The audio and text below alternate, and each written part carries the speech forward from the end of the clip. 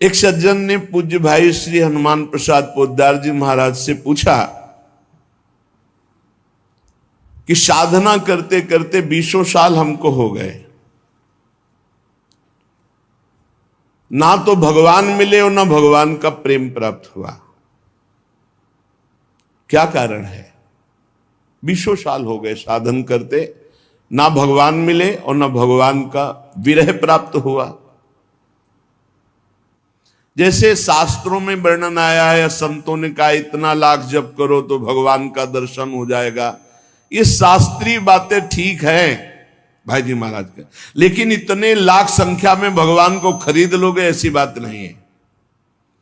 भगवान संख्या से नहीं मिलने वाले, भगवान संख्या से नहीं खरीदे जा सकते, तपस्या से नहीं खरीदे जा सकते, व्रत से नहीं खरीदे जा सकते, संयम नियम से नहीं खरीदे जा सकते।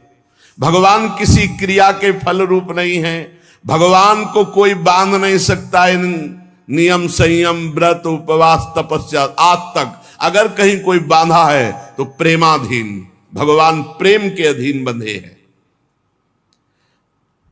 भगवान मोल में खरीदे नहीं जा सकते।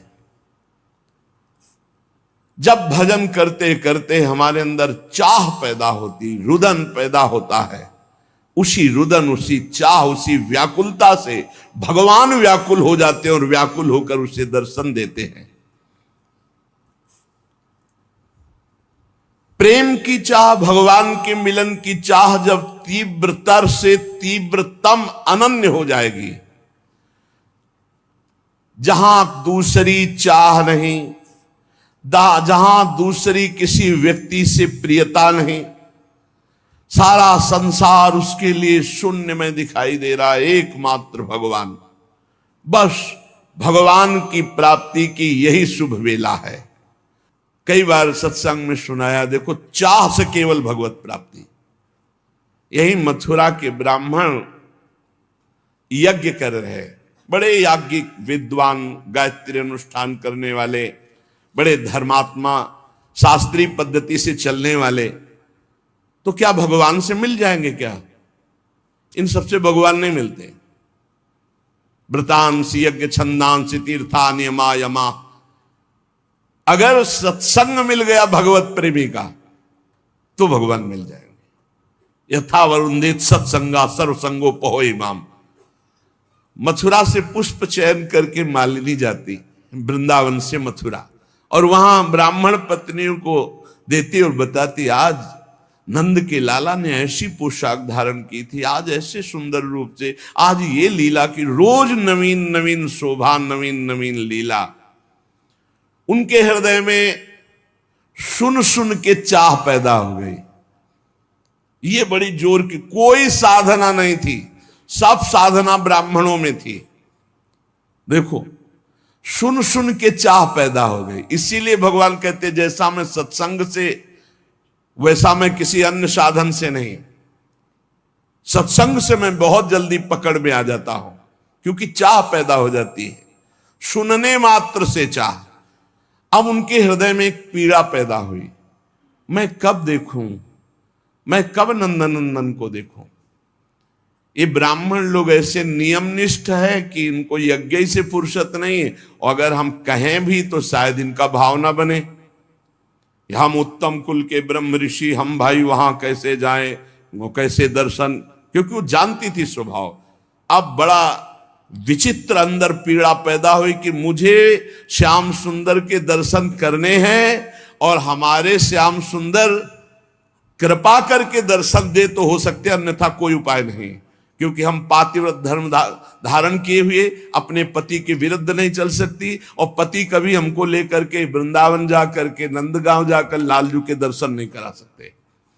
अब अंदर से व्याकुलता हुई रोज सुनने के कारण, हे नाथ आप ही कोई विधान बनाओ और दर्शन दो। तो किसी किसी दिन प्रातः काल बिना छाक लिए, बिना भोजन लिए सखाओं के साथ चल देते और दिशा बता जाते कि आज इधर गौवें चराएंगे, तो घर वाले उधर छाक पहुंचा देते। आज ना दिशा बताई और ना छाक ले, मथुरा की तरफ गौवें चराते हुए चले गए। सखाओं ने देखा समय हो गया उनका, कन्हैया आज तो भूल हो गई, हमने घर वालों को बताया नहीं कि आज किस दिशा में जाएंगे, और छाक भी नहीं लाए, बहुत भूख लगी, अब क्या होगा, शाम के गौ में वापस घर ले चलना है। और इतनी भूख लगी कि असह्य हो गई, क्योंकि भगवान आज कृपा करना चाहते हैं मथुरा के ब्राह्मणों की पत्नियों पर। भगवान ने कहा सुनो, हमने सुना है पास में ही ब्राह्मण ब्रह्म ऋषि जन यज्ञ कर रहे हैं मथुरा के, यज्ञ भोक्ता भगवान श्री हरि को प्रसन्न करने के लिए, जाओ तुम मांगो जा करके उनसे। बोले प्रभु हमको वो देंगे? बोले कह देना कृष्ण बलराम आए हुए हैं, उनको भूख लगी, थोड़ा सा अन्न दे दो, जाके तो देखो, साष्टांग प्रणाम करना, हाथ जोड़ के करना। ऐसी बात, वो गए साष्टांग दंडवत की, महाराज श्री कृष्ण बलराम पधारे हुए हैं आज इधर, उनको भूख लगी, आप थोड़ा सा भोजन दे दो। वैदिक सिद्धांतों का पालन करने वालों ने जब देखा ये तो गौएं चराने वाले, ये यज्ञ भाग के अधिकारी थोड़ी कि इनको भोजन, बात ही नहीं की। बोले प्रभु कहां भेजा ऐसे निर्दयी हृदय वालों को कि वो एक बार हमसे बात भी नहीं की, देखा भी नहीं। बोले देखो निराश नहीं होना चाहिए, प्रयत्नशील बने रहना चाहिए, तभी सफलता प्राप्त होती। जाओ उनकी पत्नियों से कहो। बोले प्रभु जब पति नहीं दिए तो पत्नी, बोले उनसे हमारा परिचय है, उनसे हमारा परिचय है, वो अनन्य भाव से मेरा चिंतन करते हैं, जाओ तुम। वो यज्ञशाला से पीछे से जाकर जहां उनकी पत्नियां साष्टांग दंडवत किया और कहा भगवान श्री कृष्ण बलराम पधारे हैं और उनको भूख लगी। अरे अब तो अंदर की दबी हुई आग, कैसे श्री कृष्ण दर्शन मिले, अब तो प्रबल चाह, किसी की कोई परवाह नहीं। सहस्त्रों ब्राह्मण पत्नियां सुंदर सुंदर भोग थाल में सजाकर चल पड़ी, जिनको रोका उनके प्राण निकल गए और दिव्य देह से वहां पहुंच गए। भगवान ने स्वागतम वो महाभागा आश्चताम करवाम किम यन्नो दिदृक्षया प्राप्ता उपपन्नो मिदम हिवा। भगवान ने कहा और स्वागत है तुम्हारा, भगवान स्वागत कर रहे। स्वागतम वो महाभागा, ये दोनों के लिए प्रयोग किया है, ब्राह्मण पत्नियों के लिए भी और गोपियों के लिए भी। महाभाग्यवती देवियों तुम्हारा स्वागत है, आओ आओ, तुम लोग हमारे दर्शन की इच्छा से आए हो, तुम्हारे जैसे प्रेम पूर्ण हृदय वालों के योग्य ही है। भगवान सात सखाओं के साथ बैठ गए, महायज्ञ उनकी पत्नियां करे, साक्षात यज्ञ भोक्ता भगवान को पवा रहे हैं। भगवान पाए, आश्वासन दिया, जाओ आज के बाद कभी तुम्हारे ऊपर कोई दोष दृष्टि से नहीं देखेंगे तुम्हारे पति आदि, क्योंकि हमने स्वीकार कर लिया, आप सब तुम्हारी आराधना करेंगे, सब तुम्हारी वंदना करेंगे। उनको लगा था वापस जाएंगी तो शायद दोष दृष्टि करे ब्राह्मण जन। अब किसी भी भाव से सही भगवान ने उनका प्रसाद तो पाया ना, भले भाव नहीं था ब्राह्मणों के, लेकिन पत्नियां तो उन्हीं की थी। उनके हृदय का ज्ञान अंधकार मिटा। धिग्जन्म नस्त्रिविध विद्याम धिग्व्रतम धिग बहुज्ञताम धिग कुलम धिग क्रियादाक्षम विमुखाये त्वधोक्षजे। धिक्कार हमारी विद्या को, हमारे व्रत को, हमारी बहुज्ञता को, हमारे कुल को, हमारी इस यज्ञ क्रिया को जो मैंने स्वयं अधोक्षज भगवान से विमुक्ता की। ब्राह्मणों को अब ऐसा ज्ञान हो रहा है क्योंकि अब भगवत प्राप्त पत्नियों का दर्शन कर रहे हैं। कैसे दर्शन हुआ ब्राह्मण पत्नियों को? चाह मात्र से, कोई अन्य साधन नहीं, सुन सुन के चाह प्रकट हो गई। भगवान को पाने की इच्छा, इस प्रकार की इच्छा की उसमें कोई समझौता नहीं है। अब मिलना ही चाहिए प्रभु, प्राप्ति में विलंब असह्य। हमारी ऐसी स्थिति नहीं है, हम राजी हैं, खान पान विश्राम सुख सुविधा प्रणाम नमस्कार, इसीलिए वो बात नहीं बन रही। जैसे किसी का इकलौता पुत्र हो और वो भी बीमार होकर मरणासन हो, अब उसकी व्याकुलता, पूरे कुल का आंख का तारा वो भी मरने जा रहा, कैसा व्याकुल,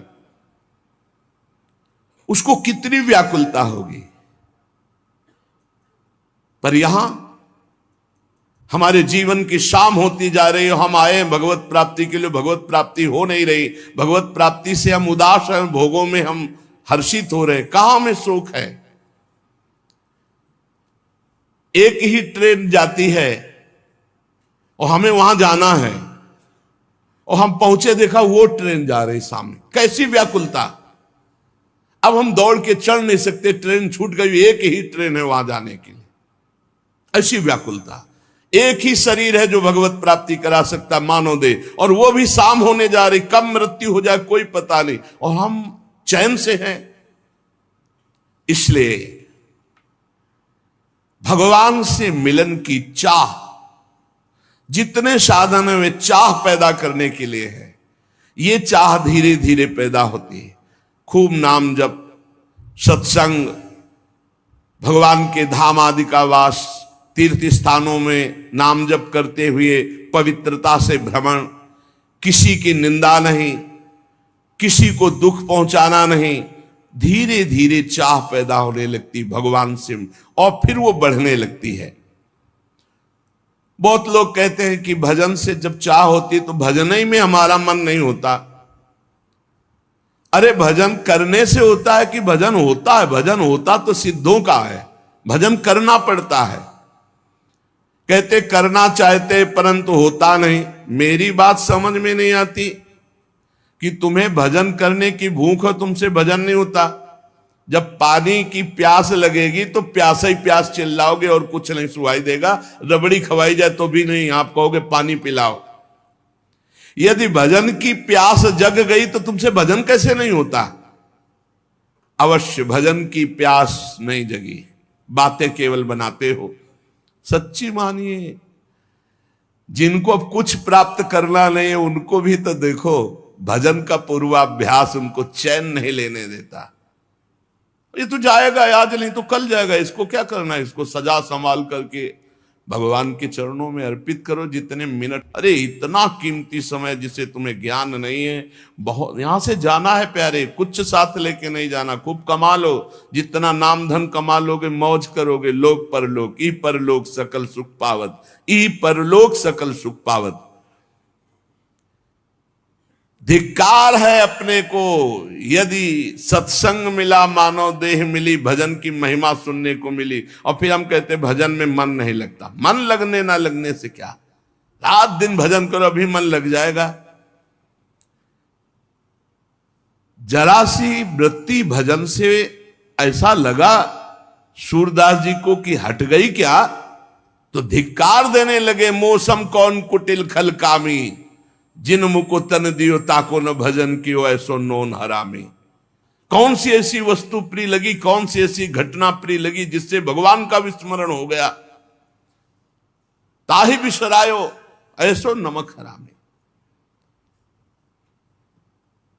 भजन जब जीवन बन जाए, भजन थोड़ा भी छूटे तो बर्दाश्त न हो। कैसे बर्दाश्त हो जाता है भजन?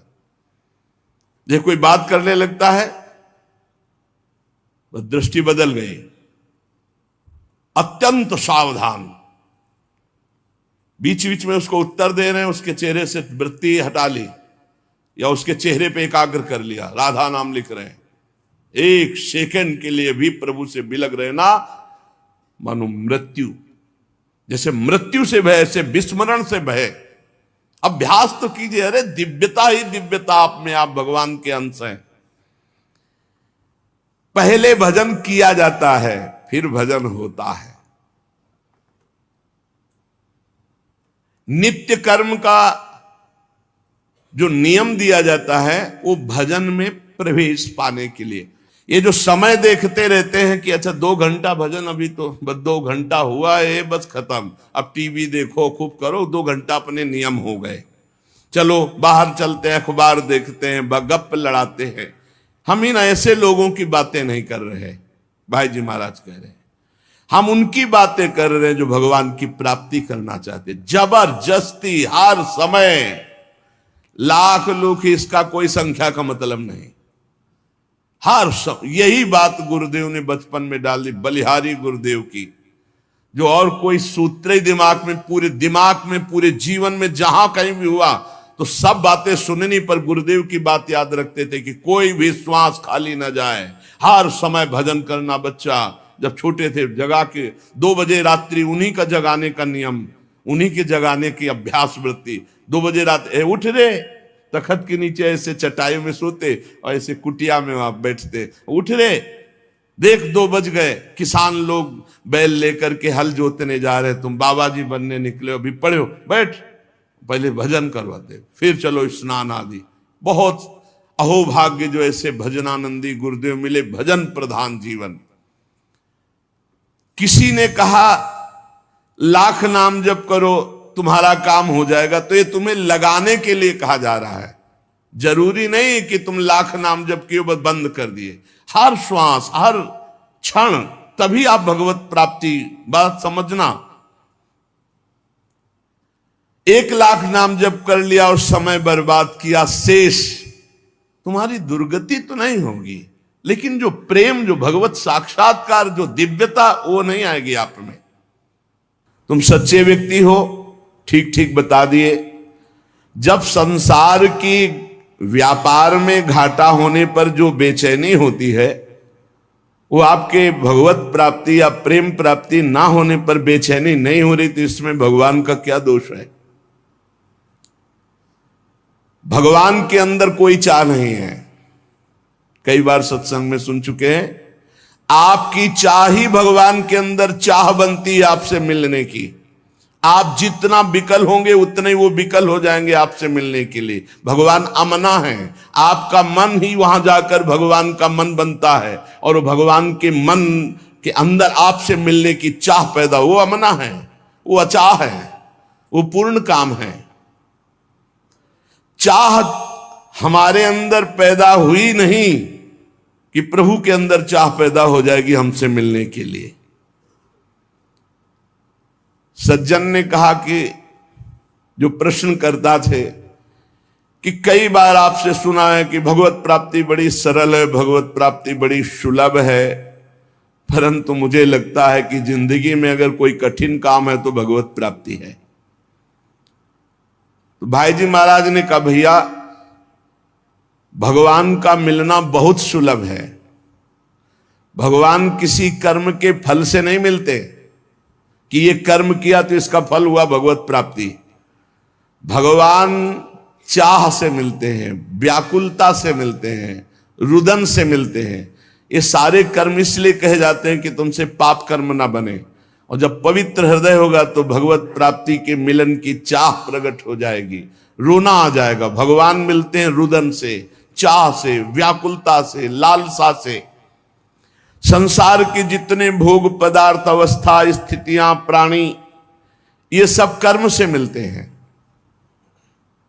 जैसा आप कर्म करोगे वैसा पदार्थ मिलेगा, वैसे व्यक्ति का संयोग मिलेगा, वैसे सुविधा मिलेगी, वैसे ही असुविधा मिलेगी, वैसे ही आपको तिरस्कार, अपमान, जैसा कर्म करोगे। लेकिन भगवत प्राप्ति कर्म का फल नहीं है।